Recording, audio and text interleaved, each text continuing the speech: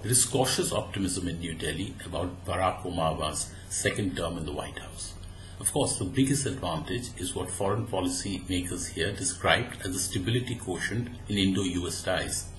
Dealing with a familiar political leadership and bureaucratic establishment in Washington makes it that much easier to maintain bilateral relations on an even keel despite differences on various issues. Many Indian commentators have pointed to this continuity with the past while welcoming another term for the incumbent US President.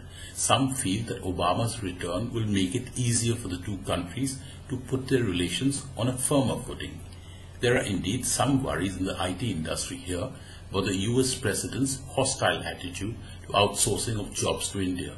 But most business leaders are upbeat about a robust economic engagement ahead with the United States.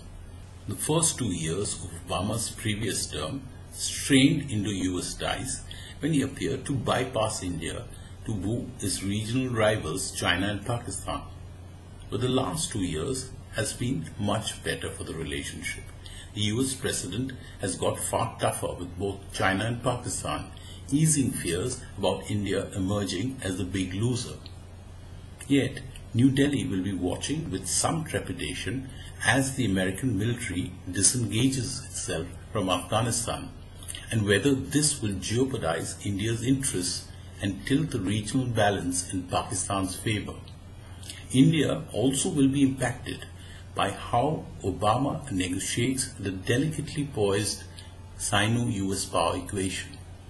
There is realization here that the US President's prime concern in the coming months would be to resurrect the domestic economy, and this may well overshadow America's larger global agenda.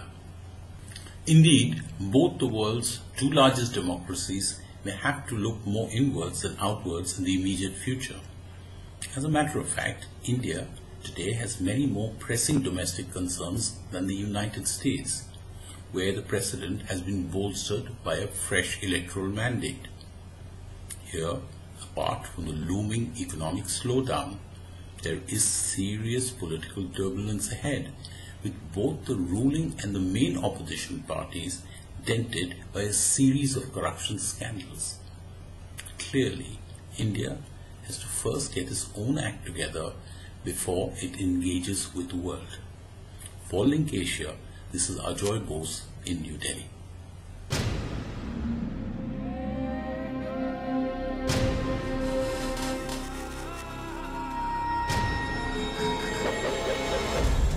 Now on US airwaves, a global channel of uncompromising stories.